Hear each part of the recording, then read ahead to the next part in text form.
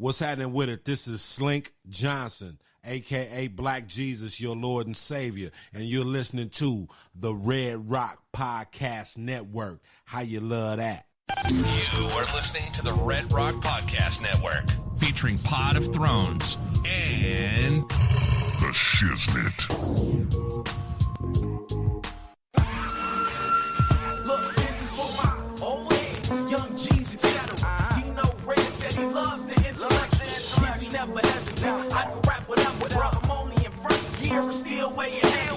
Living in the cold world full of that nonsense. Drug heads, teen moms, day-to-day violence. Fiends at the corner, panhandle for bottles. 12-year-olds running around with pistols and hollows. Fuck with my conscience, but still I do. I know right from wrong, but my decisions is stupid. My generation is crazy, and the media proof. Ignorance is bliss, and we is ill influenced. And that's why I'm here. Old soul kicking brand new flavor in your ear. Rapper of the year. This is the Red Rock Podcast Network. From Red Rock Studios in Los Angeles, California, this is the Shiznit. Now, put your hands together for the Shiznit. Hey, welcome back to another episode of the Shiznit Show. I am your boy. I am your host, Dino Red, and I have with me, as always, my ride or dies, Miss Dijon Monique is not here today. She's not feeling well. She's a little under the weather. So we'll hold it down for you, Dee.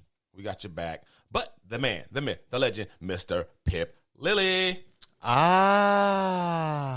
I feel so gay today, Dino. What, really? Yes. Why? Like, just Just more gay than usual? You just woke up with just a super gay day. I feel There were like rainbows and unicorns in your room. I'm like the choir director meets the florist meets the dude that does hair. He has a chair in his basement. I think I see some pixie dust right above your forehead. That might be true, though, but I've been doing a show about Michael Jackson, so. Yeah.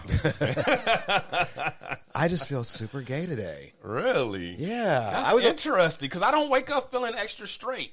I think, but it's a spirit to the being gay. You know, Yeah? There's a spirit to it. I think it was my playlist. My playlist sometimes sets me right before the show. Mm-hmm. And I was, right before I came in, this is the second time this has happened, and I didn't use this because I did it before on the show. Escapade by Janet Jackson came on. Oh, yeah. And that really turned my gay way up.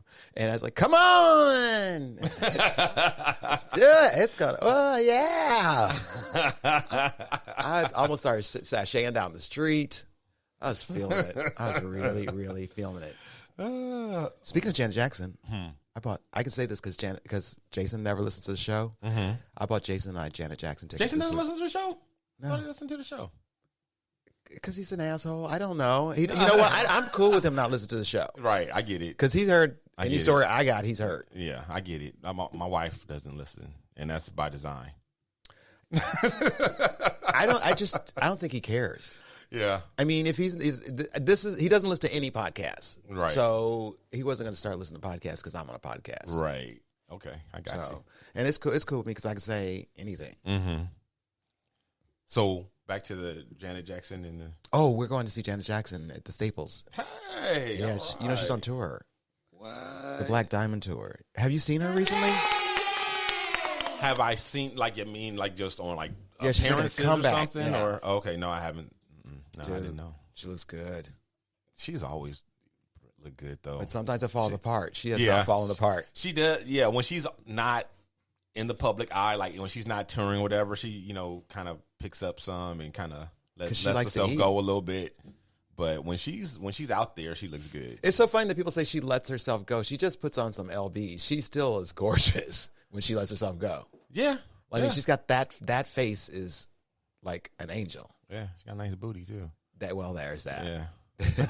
I'm just saying. Yeah, but even when she's small, she still got the booty. Oh yeah, I like short with the big booty. That's yes, Lord. Yeah, well, I'm all about it. It says this is the Black Diamond tour. It says there'll be new music, which I don't know about you, but I haven't heard any new Janet Jackson music lately. So no, well, a couple years ago she had something out. We talked about it. Remember? Yeah, but she said she's going on tour with new music. That's like a couple new of since years. then, right? Yeah. I would hope so, but I haven't heard a single at all. Okay. And tickets are on sale. Yeah. So I'm like, how you selling tickets for an album that's not out? But she also, She's Janet. But here's what made me pick, because I was like, I'm not going to pay all that money to hear you sing new music I don't know. But she's going to do the Rhythm Nation. It's music from the new out. It's new music plus Rhythm Nation. I think isn't it generally understood that if an artist that's, you know, iconic like Janet that's been around and has a catalog that people love and want to hear, where, you know, she could easily go on tour just singing old stuff. Yeah. And sell out. You know what I mean? So I think I would think that she's got to do, you know, like a medley of the hits or something. You know what I mean? In addition to the new stuff. Well, she did that Vegas residency, and like she could tour with that. Right. I mean, anybody anywhere in America or the world would like, I want to see that. And for me, I'm always about like, just play the hits. Right. You know, when I forget which album it was, but Prince released like these 3 albums or something like that all in one night, and he gave 3 concerts in LA. Yeah. Remember, I think we've talked about this before, and I went to one of them. I went to the first one, and the first one was nothing but hits, no new music. Right. And I love him, even in the grave. I love him, but he's got enough hits. He don't have to play me new music. Just play the hits. Yeah. Just play the hits. Right. Oh man. Well, we got a interesting show today. We got a lot of topics. We got a lot of weird little topics. In addition to that, we have something we haven't had in quite a while. That is true. Quite a while. That is true. We have an in-studio celebrity guest today. Excellent. And you kind of know this person. I kind of know this person. Kind of know this person? Is this your way of like sort of inching me into giving an intro? Yeah, that's what I'm doing. Yeah, I'm getting you to try to tease her. Tease? Yeah, tease. Oh. It's almost time for her to make her appearance from the green room.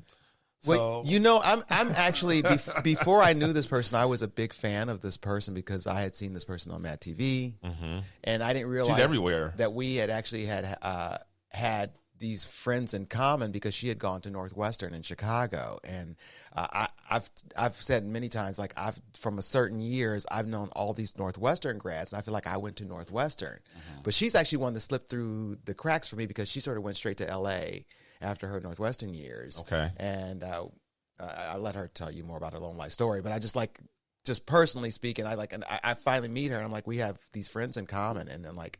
She turns out to be a wonderful person, but I was actually a comedy fan of hers before we actually ever met. Right.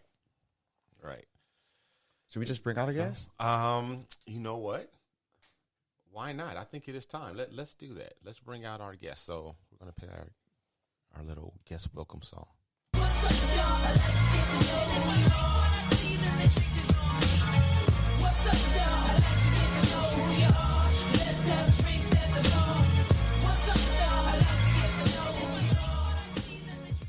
So our guest in studio today, most of you probably will know her from MadTv, but you may have seen her in many television shows and movies. Her voice is in lots of animated series, a lot of commercials. She also appears personally. People who live in Los Angeles would have seen her live on stage in many sketch shows. She was a former member of the Groundlings, which is a very, very famous comedy troupe that has produced many other famous alumni like Pee Wee Herman, and Phil Hartman, Kathy Griffin, Michael McDonald. She is currently appearing in a musical here in Los Angeles. I recently became aware of called For the Love of a Glove.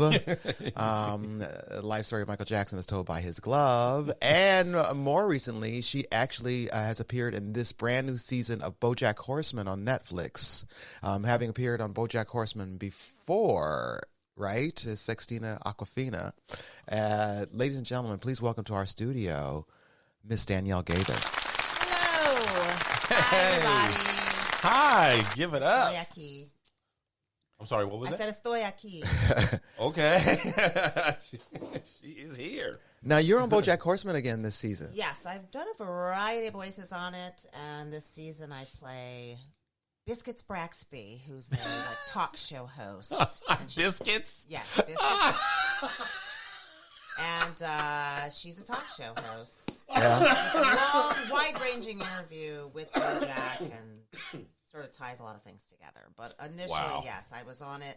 I was a sound-alike, and I got to do a song, sort of a Britney Spears-ish thing. Was this the abortion song? Yes. I think Aisha Tyler, this is my guess, I don't know. Maybe she was like, the people at the talk or whatever were like, you can't do that. That's kind of my guess.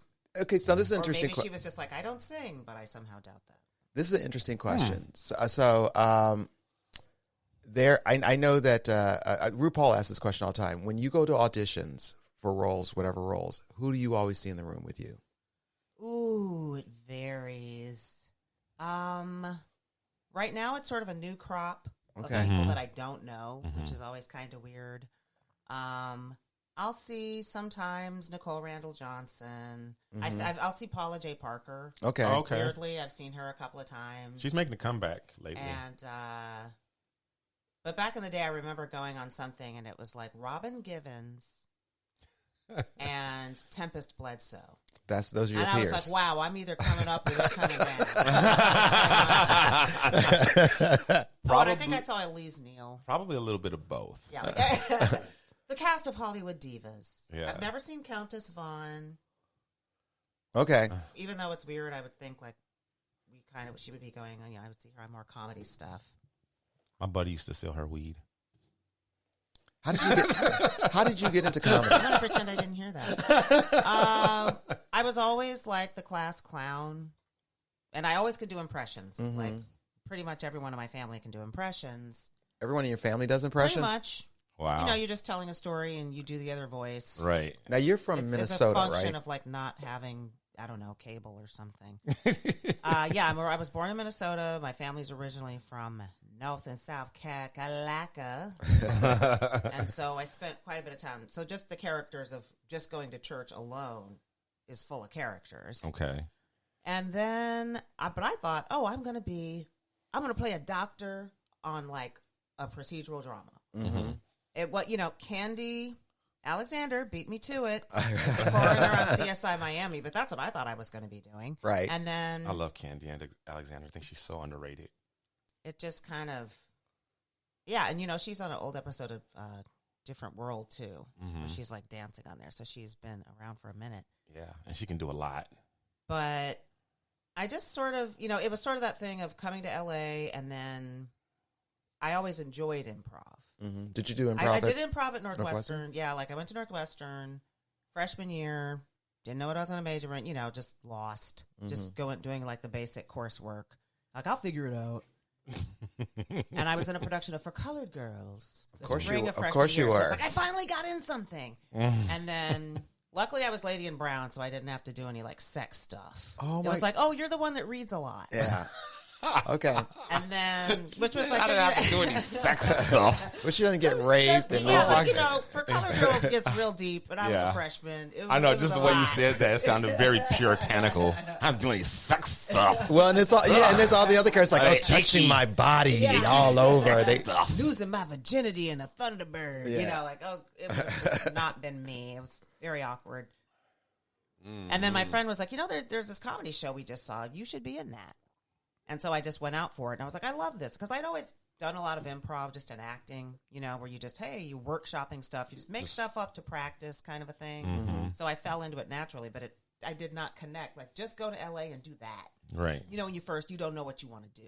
No, I don't want to be put in a box. I don't want to be defined. I don't want to be... And that's what I tell people today. It's like, I don't want labels on me. You should be so lucky to have a pigeonhole. Right. You should be so lucky that they even know who the hell you are and think of you in some way. Like, you have to have a niche. It is you can't just be everything to everybody. Right. Yeah.